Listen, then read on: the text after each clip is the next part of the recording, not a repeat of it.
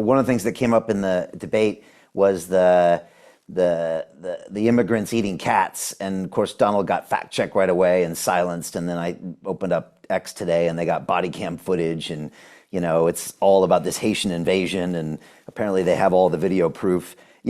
What do you make of that, and Well, how bad is this invasion?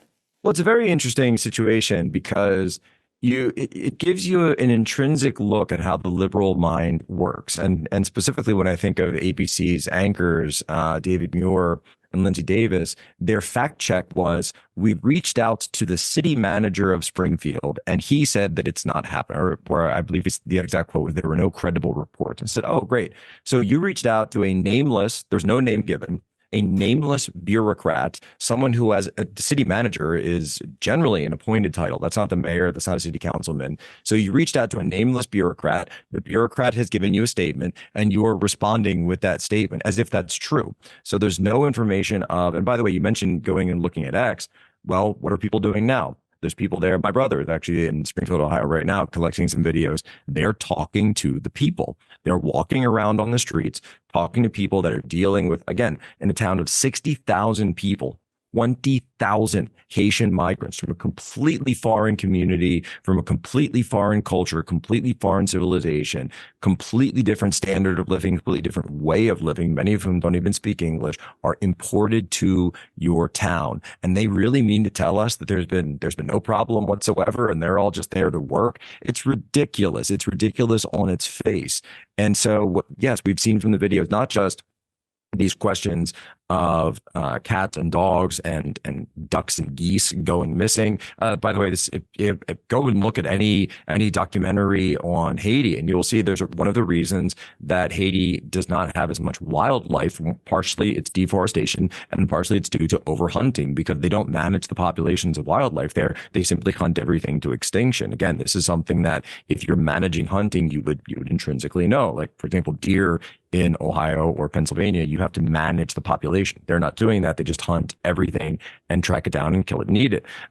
You also have a situation in Springfield where the insurance rates are going through the roof for citizens, because the amount of accidents and the amount of risk has gone up, because you have so many people that aren't familiar with U.S. driving laws, U.S. driving customs, that are crashing, cars that are incinerated, cars that are flipped. And of course, we had this horrific situation last year where on the very first day of school, a school bus was hit by not just an Haitian migrant, but actually an illegal migrant, someone who was caught and released under the Harris-Biden policies down at the border, crashed into a school bus without a license, and killed an 11-year-old boy on the very first day of school.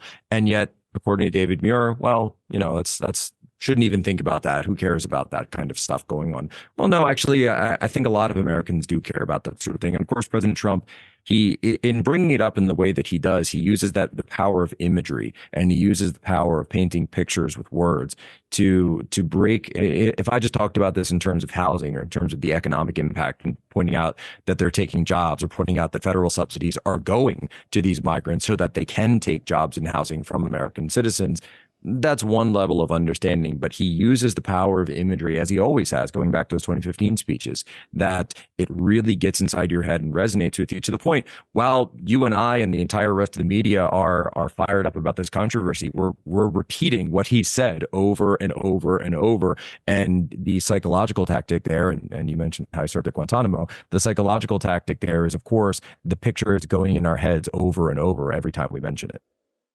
Yeah, it's interesting to see how the media and maybe the elite criticize his speeches. I just listen to most of his speeches, and there's a lot of repetition, but he's talking to the common person, I think, and he's Yes. doing a lot of what you said. And so, who cares what these other people think? Because they're not the one that actually elected him, anyways. And so I think he ultimately does know what he's doing, or he has an innate sense of how to communicate to the people that are important. And I guess he's just executing that plan at this point. Well, I think that's right. And anyone, and there was even some communications linguistics analysis done in 2016 where someone actually took the bias out and came in and said, the way that he communicates it, I mentioned the bar test just a minute ago, and that's exactly what he passes every single time. He intrinsically knows that you can't just throw numbers and statistics at people, even though he understands them. And by the way, if you've ever they never released the videos of this, but when he was doing his deposition regarding the Trump organization, this was back in the New York civil case that was held last year, and he was talking about his businesses, and you can read the transcript. He knows all the facts and figures off the top of his head. He knows the valuation, he knows potential valuation, he knows all of these things, and he was walking through property after property after property of his own businesses. But of course, he doesn't talk about that stuff or doesn't talk that way when he's in the setting of one of these public rallies. Because at a public rally, the idea is to take these concepts and explain it in a way to people that, number one, is motivating, and number two, is descriptive, and number three, of course, obviously, he is trying to win elected office, and he's doing so in such a way. And this is one of the things they really hate. And you mentioned the difference between the RNC and the DNC, and I'll tell you what the biggest difference was. At the DNC, you get a lot of flowery, like Aaron Sorkin-ish, West Wing kind of language.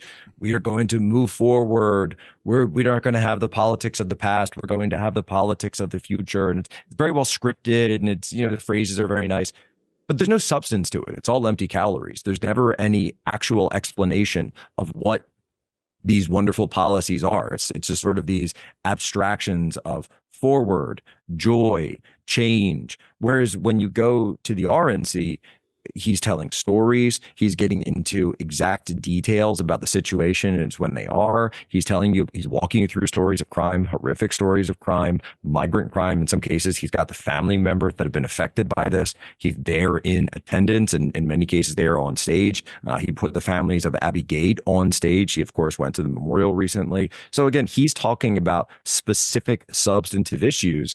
And one thing that I've always thought is kind of ironic is one of the reasons that the elite in the United States actually hate him so much isn't because of his stance on the issues. It's because he actually talks about the issues. First of all, I think he's rewritten the book on public speaking. And I think maybe another reason the elite don't like him is because, he shows them that maybe all of that, that fancy prose is not actually what's needed sometimes. It's like making a human connection. And his impromptu-ness is just amazing. It's amazing to watch. It's a masterclass. And even him on stage at that RNC when he went and kissed the helmet, of Corey. I mean, Look, we were in the room when the Corey Compatore situation happened, and or I should say the memorial to Corey happened, when the entire stage turned white. And you couldn't really see it on TV as it was in the room, and it was just this blinding white light came out, and Trump standing there, and then all of a sudden you see this something appears on stage right, and you're looking and say, what is that? And you couldn't quite tell at first, and I'm not that far back, but the light was so bright that you couldn't quite see it, so it was silhouetted by the light behind it. And as the light faded, and I think they did this on purpose, they blinded the audience and then they faded it down. And it was almost as it came into relief, you realized it was a fireman's helmet and a fireman's jacket standing on a pole. And it was evocative, of course, of the way that when a veteran or when a soldier passes, they usually put the helmet and the rifle on top of the boots. It was very evocative of one of those displays. And even before I could read the name, everybody realized what it was, and everyone realized what it represented. And then when you do read the name and suddenly realize, hey, this isn't a symbol. This is the real one. This is actually his. I mean, just looking around, and myself included, there was not a dry eye in the audience when we saw that, because this was a man, Corey Compatore, and in all of the conversation about the elections and all of the conversation, even about the Trump assassination attempt, that it really seems to have gotten lost by the wayside, that in the midst of this political season, an innocent man who was attending a political rally in my home state of Pennsylvania, was there with his wife and his daughter, and he was murdered. He wasn't just the victim of some accident. He wasn't the victim of some random happenstance that took place. He was murdered simply for attending that rally. And when he was shot and killed, he was doing so while draping his body over his wife and his daughter. And in fact, I believe his wife said that his last words were, "Get down." And he got in the way of them and took a bullet for his family.